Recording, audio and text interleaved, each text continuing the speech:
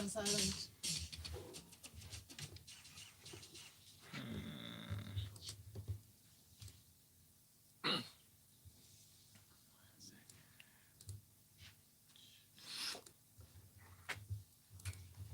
There we go.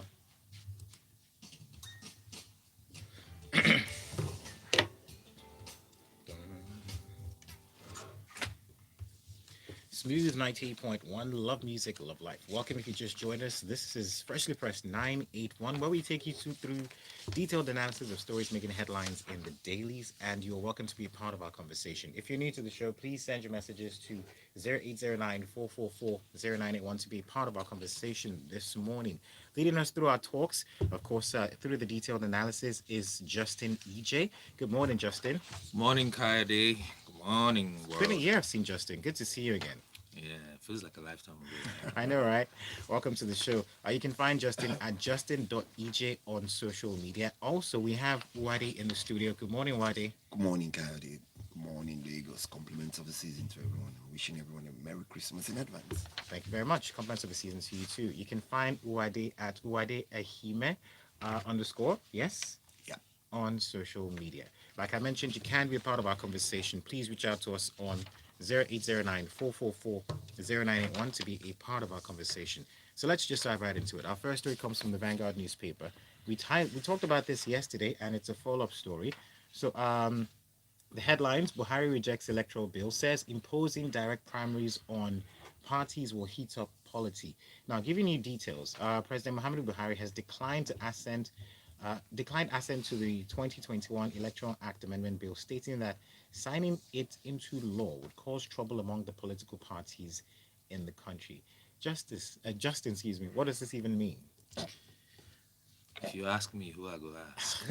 No, because there's the last bit is what baffles me. It says it will cause trouble among the political parties. Yes. So, I mean, from your expert analysis, what do you think? Here's how I want to look at this. First of all, I have to say that am I surprised? Am I shocked? Am I taken aback? Am I going, oh my God, how could he say that? No, I'm absolutely not. I am sadly, this is confirmatory. I didn't expect anything. There's no reason why anybody should have expected anything different. If you're following body language, if you're following no language, whatever you've been looking at since this administration came into power, for lack of a better word, this is not surprising from this president. So he says the reasons he gives are what's quite interesting. He says it's going to cause trouble amongst the political parties. And then the very interesting one for me is the reason that says that, because the political parties have their constitutions, we will not pass an electoral reform law in the country because then it will conflict with the constitutions of the political parties. So I didn't realize that sovereignty had been transferred to the political parties. I didn't realize that their constitutions in the APC and the PDP and all the other alphabet soup groupings we call political parties in this part of the world, I didn't realize that sovereignty now resides with them, So when we want to think about our rights and what we should do as a people, the codification of our desires, collective desires as a people, we should simply pick up the constitutions of the political parties and read them, because that's what this president just said. That because which is meant to be tailored along the lines of the Nigerian constitution. So we're not going to. But here's the thing: Mr. President has said what he has to say. But you know what? What? So that we don't. Two things for me. Number one, we have representatives, right, in the National Assembly, who went on town hall meetings. I mean, there was a whole process, right, of engagement when the issue of direct primaries. Okay, we must not fail to mention for the sake of the listeners. The issue in contention here is, according to Mr. President, the inclusion of the direct primaries provision in the new electoral reform law, which he has refused to assent to.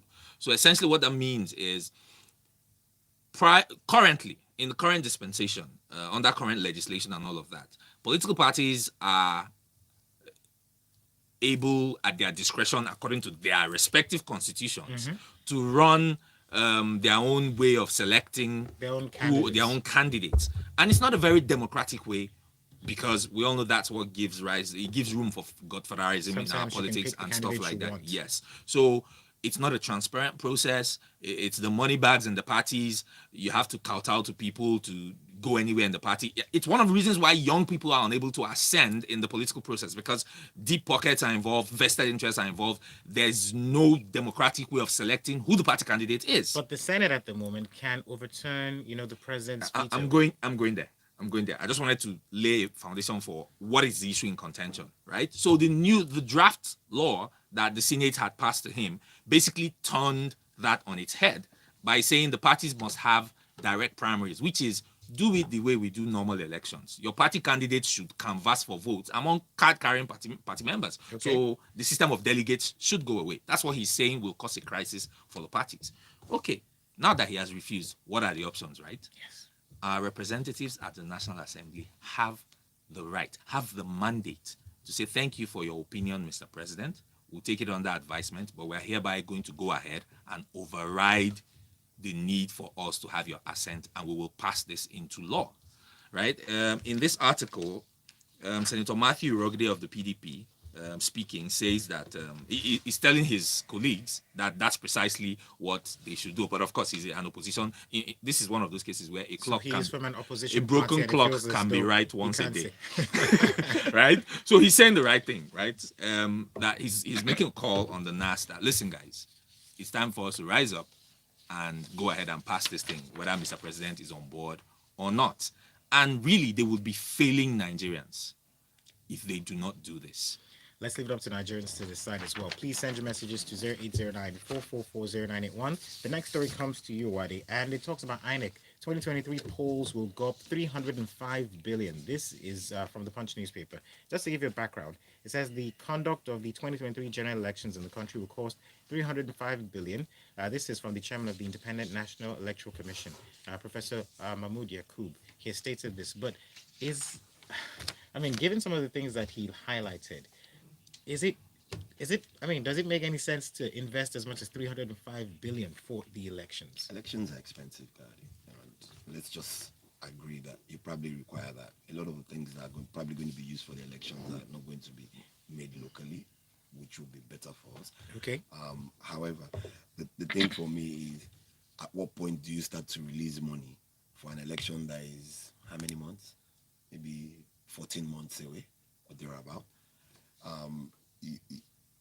You have an electoral body who has to always depend on government, which is okay. However, when the budgets are put in place, they never have enough money until the last minute. So you find out that materials don't come in on time.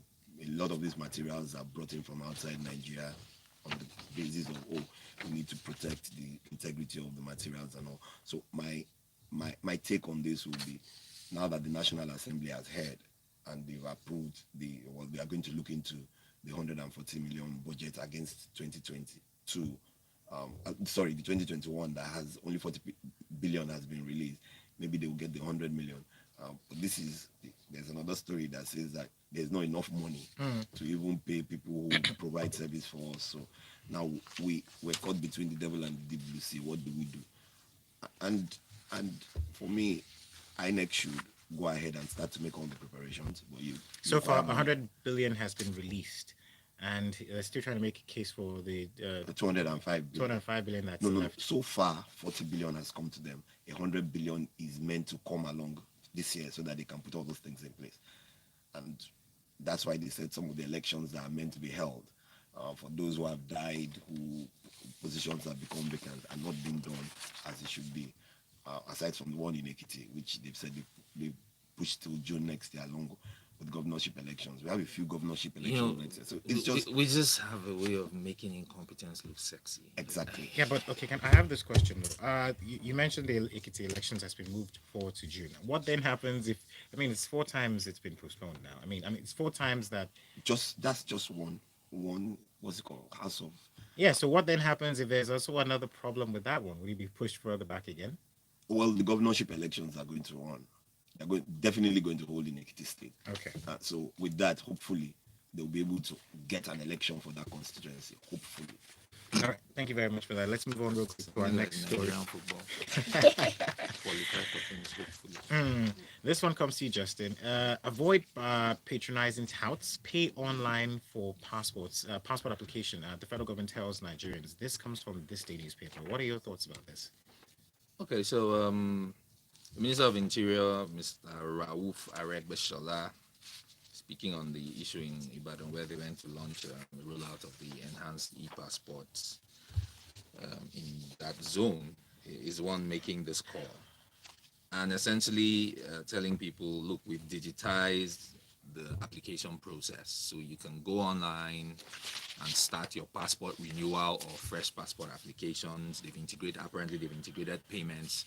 So you can go online and commence the application. You can go online and also make payments. He's saying the only time you need to interface with our people at the passport office is when you're going to do your biometric application. It's a good thing when you take out the thing that we usually call the Nigerian factor from it, because but it's a good thing. I would implore people to actually Try it out. Go online, do the thing that you need to do. But Mr. Aregbe should also understand that the problem is inside his house, right? The passports, immigration people will frustrate you, right? We've seen long queues. We've seen queues, yes. We've seen people that we've seen situations that there are no dockets. We've seen situations where people are asked to pay certain amounts of money. But then again, this online process says there's a 3-week period. Waiting period. Exactly. So here's the thing. You don't do things in half measures, especially when you're not sending a rocket to the moon, right? If you're digitizing the process, go all the way. Let's have application tracking. That means you need to change your internal processes, right? At the immigrations, at the passport application centers, they need to have internal protocols change. How they do the work needs to also change for them to be able to deliver services based on digital platforms. You can't do things the old way and just build front-end platforms and tell people go and apply. Because if you do that straight through processing on a digital platform, there is no room for your staff to create bottlenecks when people get there to do biometrics or whatever else. But right now, that's not done. Because if you say you've digitized it, the guy who's acting as a tout, right, has an official on the inside. What platform? How is that guy going to break the process if it's straight through processing, right? So there's a part of the work that needs to be done. They need to do some internal work with their processes to make sure this is actually going to serve Nigerians, which is the objective. People don't need to go through hell to get a passport. All right, they will end up being embarrassed at the airport. Thank you very much for that, Justin. Real quick, though, let's move on to our next story. But before we do, let's take some messages. This is Guru from Ajay. Says, honestly, we should not be legislating how parties run their affairs or primaries. If party A wants to use direct primaries, it should be up to them. If party P wants to use indirect primaries, then they should be left to do so, especially since these primaries are not funded by the state. Politics is about lobbying, numbers, and money. You don't need all three. Two out of the lot can still get you a ticket. Fred from Dolphin says, your analysis is wrong on the issue of direct primaries. It is the right of political parties and their discretion because they are registered. Direct primaries is not to be mandated via the Electoral Act. It is not an Electoral Act item as good as the direct primaries. It is the prerogative of the political parties. Party members should canvass for it and not the Electoral Act. He further says, what the politicians are running away from is the usual e-transmission of votes. The direct primaries clause was added because it won't see the light of day. So they create much issues using direct primaries to achieve their aim of jettisoning the e-transmission of votes. You want to respond to this? Yes, I want to respond to this. Okay, so first of all, political parties in this country are funded by taxpayers' money. True. Right? Yes. Now, if the highest lawmaking body in the country, which is the National Assembly, has said, listen, we want to make laws that the law is for the people, not the people for the law. The political parties do not have any right over and above what the national level organization has said. This is how we want to conduct our affairs in this country. Okay. Now, to the extent that you take my money, right, as a political party, and then some few people sit down in a room somewhere and decide who's going to be the candidate, that doesn't sit well with me. Open it up, which is what the argument is. Open it up, whoever in the party wants to contest for any position should come canvass for votes, and let all of us as party members in whichever party be able to exercise our vote and say we want this candidate or we want that candidate, not a few people sitting in a room after they've taken money from the public coffers for that. A few more messages here. This one from Ty. Ty says, Nigerian politics constantly looking for ways to avoid testing their popularity. Yinka says quite a number of things. He says, declare bandits, terrorists, and rain appropriate hell on them. No. Last time he was asked to sign the electoral amendment, you say no, claiming it's too close to elections. Okay, so we agree. Now sign this one. Sign this one that is not to elections. You still decline. Can we have a public debate on this amendment? Let everyone put forward their argument. Let's see those who will pelt sachet waters on stage. He further says, if INEC was a thinking agency after the elections, shouldn't they be reviewing and researching ways to make elections cheaper, leveraging on technology? Most smartphones have fingerprints. Why can't we do our biometrics from our homes, then verify it with a central database to check authenticity? Why do I need voters cards when the NIN can verify who I am and I can vote with it? This is Yinka. He further talks about Agbeshola. But real quick, let's move on to Henry's message. Henry says, politics. Okay, lobbying at its best. All right. Let's move on to our next story real quick because of time. This one comes to you, Wadi. It says 9 hydropower projects to add 2,672 megawatts to national grid. This comes from the Punch newspaper. This good news? Good news. But the question is, when? How good is good? Yeah, when? We have capacity for over 12,000 megawatts of hydroelectricity. Only 3 have been completed in the last 40 years. Now, only 3 have been completed in the last 40 years? They are working. Okay. Kainji. When did they do Kainji? 60 something or 70 something? Shiruru. And the other one is Jeba. Okay, so and these things have been in place for God knows how long, and this is what it is.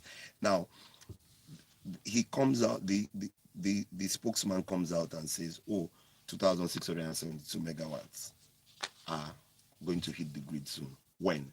You don't tell us. Within the story also, only 3 of them, 30 megawatts in Gurara, 40 megawatts in Kashimbila, and another 40 megawatts in Dadinkowa are ready for concession, meaning that we're not even sure when we're going to get the bids for them and concession them out. So we're not even sure if they're coming on in the next year or 2. So it's the headline just tells you, oh, okay, so these are the prospects, but then these are the ones that are ready. Okay, that's only 110 megawatts. So it's not entirely good news then. It's not even. That's really good news. So that's what. Yeah, but what can be done to fast track processes like this? Because I mean, you've mentioned now. You said it's just 3 that's been working in 40 years, and these it's ones not a bug; it's a feature. Chaos by design. Okay, exactly. But irrespective, though, I mean, some people have said that if the past situations in Nigeria fixed permanently, things will go the way they're supposed to go. I mean, in all sectors, right? And we know this. So these things are being put forward. These projects are being put forward. But then, what does it take to get it on ground and start running? So the other question I'll also put to us is this: already we have a capacity. We have a potential capacity of between 10 and 50,000 megawatts to go into the grid. Is the grid even ready to take that? Gas is an issue. And it's the same thing we hear from everybody. We would talk about the story of gas as we go on, because they say, oh, the producers of gas in Nigeria prefer to export it, which is the same thing that is happening. So when will the federal government actually make sure that these things are transparent enough for us to... So you come out and say, oh, 2,672 megawatts will hit the grid. When? Nobody says. The ones that are available, 110 megawatts, we're not even sure when they're going to be able to produce power to come onto the grid. Most of them are still in the phase of baseline studies. Was it 2 weeks ago? We said it's 2021. There were men on the moon in the 60s. We are discussing how to generate electricity and distribute it. Today, men are going to space and coming back in God knows how long. This one here from Timilola says, good morning. I think as a nation, we should rather be planning for distributed power generation, if we increase our generation capacity by our transmission system, uh, s- by a transmission system, efficient transmission of the power to the distribution system. Okay, well, Timolala, I can't exactly make out what you're trying to say, but I understand the line of thoughts of where you're going with this conversation. Real quick, though, let's move on to the next story. This comes from this day newspaper, and it talks about the NIN. Okay, so the NIMC enrolls over 70 million, records 15 million mobile apps and downloads as well. This comes from this day newspaper. Okay, excuse me. Let's circle back real quick. Let's talk about ASU. We talked about this yesterday. So we don't have resources to meet ASU's demands at once. This is coming from the federal government. And Justin, this comes to you. So yes, I mean, we highlighted the fact that, possibly the federal government might not be able to meet all their demands at the same time. But then, is it imperative? Is it necessary that, ASU goes on strike every single time? Because they've been talking about this 2009 agreement, right? And for the life of me, that's the same thing that causes the strike every single time. All of them should get tax. We've been talking about it for the last 2 weeks. All of them should just what? It's ridiculous. I mean, if it doesn't, no, I'm serious. It is ridiculous because if it doesn't work, then I mean, it's about time they found another way to go about it. So this is how ridiculous it is. You would think that ASU is, last time was it 2 weeks ago or last week it came up? Last week. And it was last week. And I said, why is it always on the eve of elections that the ASU guys wake up and remember, hey, 2009 agreement, I never do. Hey, we no go agree. And then some people enter into a small room, and when they come out, everybody's smiling, and we have reached an agreement. We're working with the government. We want to see, we believe that positive outcome, positive, all the talking points that. So the house is divided against itself in one word. I don't know that there's a house, but here's this. So after saying that the government has not done this, look at what the actual guy is actually saying. National President, Professor Emmanuel Osodeke, said in an interview with one of our correspondents on Sunday, that's a This Day correspondent, it is certain we are not going on strike. ASU is not going on strike. Every other information will be in our press release. Quote end. Who are you people using to play ping pong? The government says, ASU is trying to say that we are blackmailing them. We're not blackmailing them. All we've told them is that we don't have money to do all this. It's the same rigmarole. Elections are afoot. Remember, it's the same ASU people that you see announcing those crazy results on TV on election night, when people who says they are professors cannot do simple arithmetic, add numbers together and give us. It's the same people, right? Yes. So they've gone into that mode again. They agitate the government, so it will cause you public embarrassment. Let's talk. Let's agree those who are going to do election commission. They go and do whatever they do, put young people's lives and careers on hold for how long? If they can't come to terms, they now actually go on strike and mess. You know what? Let me get that, please. Here's a message from Gilbert. He comes in to say, can we ask ourselves the outcome of the probe in 2007 and 2008 on electricity projects that were funded, and investigations revealed that they were never executed. Okay, so that's from Gilbert. But real quick though, let's move on because of our time to the next story, and let's talk about. And this one comes to you, Whitey. I want to talk about the story for the surge in gas. So amid high food inflation, cost of feeding surges on gas, kerosene prices. And I mean, you just mentioned this a few minutes ago. You said, people would rather, the marketers would rather export rather than, import, amongst other things. And then the prices of kerosene keeps going up. The prices of gas keeps going up. It feels like there's no end to this. Inflation has gone on its highest in December in about 6 years. How? Is there an end in sight? 2023, when we vote the right government, hopefully. Anyway, coming back to this, like I said earlier, a lot of all these things are always in the pipeline, and now where you continually interfere in market dynamics, this is what you get, rather than let demand and supply. Do you understand?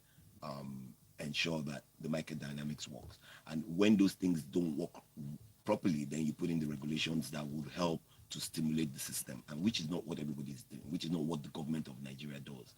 Rather, they want to be the ones who they produce, they fix the price, not with their money that they produce. Because I can remember for a long time now, you would hear most of the oil companies tell you that the federal government has not put a dime into the joint ventures that they have. So how do you get the So how best then out did it of the generate the system? money? You know. How do you get the best out of it? And that's why for the last 6 years we've been running a deficit economy. Our loans have shot up by how many? 300% in 6 years. I read somewhere, I'm not sure if it's true, but I have to confirm it, that the loans that we've taken in the last 6 years is more than all the loans we took as a country in the last 50 something years. And the idea is to, you know, And we can't see what is going on because this gas, it's there's to fund infrastructure. infrastructure. I mean, So it's just on, and like Justin says, there's no transparency. So we just come, recycle, and come back and give us the same story every day. And that's why someone will tell, oh, 2,672 megawatts of electricity is coming on board. When? You're not telling us. The ones that are ready, you've not even concessioned them out. So it's kerosene is going on. We're an oil producing country. And we have refineries for which we took a loan of $1.5 billion that we want to fix them earlier this year. you know that figure. Are you sure? Are you sure it was $1.5 billion? Oh yes, that's what was signed. Because it's just like me coming to tell you, oh, I want to buy. Rather, we're waiting for 650,000 barrels for Dangote. That should put you on inquiry. Because if I came and told you I wanted to buy a Ferrari, just give me 10 million naira. Let me go and get a Ferrari for us. Then I know you should know that something is up. I know That's that the stated price that's out there. You should know that something is up. I know right? that. I know you want to collect my money. I'm not going to buy.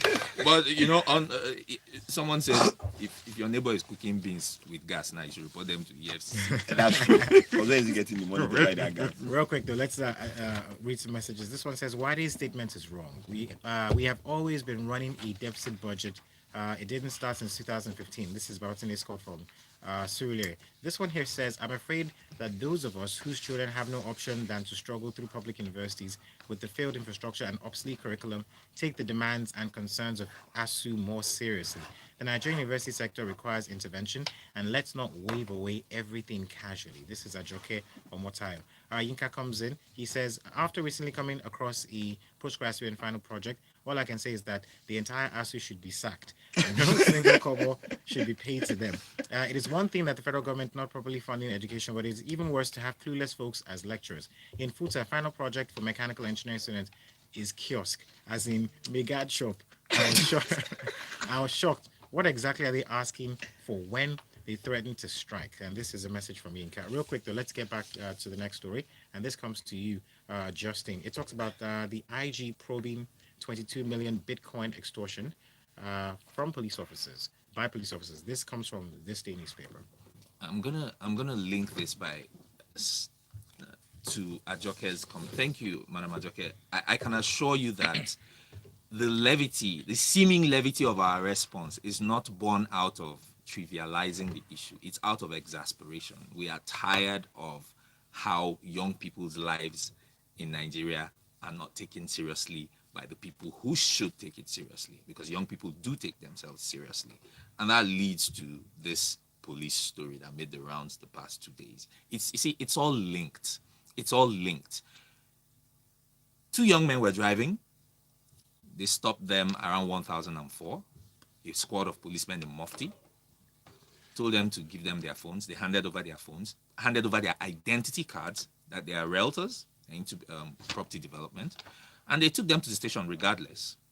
Took them to the DSP, the senior officer, one Mrs. One-way Cordelia, one super DSP, One-way Cordelia. I don't know if she's Miss or Mrs. Okay. And tore up the statements this young gentleman had written initially, beat them up, and forced them to sign statements that were written by the police. This is the account of the young man involved who had engaged legal counsel and wrote a petition. Turns out the policemen were acting under the direction of the DSP. And what did they eventually do that day? They beat these guys up, took their phones, went into their accounts, saw money, saw that they had Bitcoin wallets on their phones, and told them that. So when they brought them to DSP's office, Madam DSP told them, tell them what bail condition is. Remember, there's no offense here. And this is an account of. This is the account of. This is based on the petition written by their legal counsel, who wrote to the IG of police, who has now ordered a probe, right, into the issue. So here's the kicker. The way they collected the money, so 22 million was taken from these young men. The way they took the money was they forced them to liquidate their Bitcoin. Bitcoin. And then the police provided An account number. a Bitcoin account.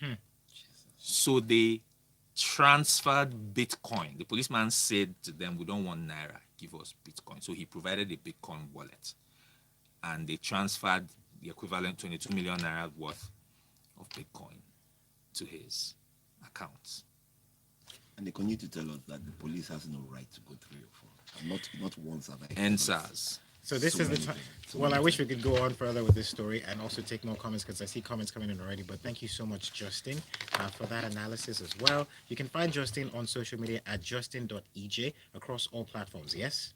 Yes. Justin? Yes. Also at Wadi Ahime _ across all platforms as well. Thank you so much, guys. Always a pleasure having you here. Always, bro. Lagos, there's more to come. In a few more minutes, you get to talk on Lagos Talks 91. You get to, vent and pour all your, not pour all your frustrations out. You get to, pour in your thoughts generally on some of the stories that we mentioned on the show today. So please stay with us.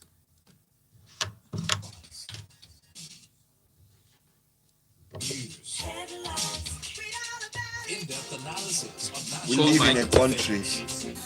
Okay, so do you know the funny thing? This last story that you took now, I didn't really get a chance to read it. So, I think it was shocking me. Wait, this is what happened? Yeah, that's what happened. Why is it shocking you? Oh my God. That's what happened.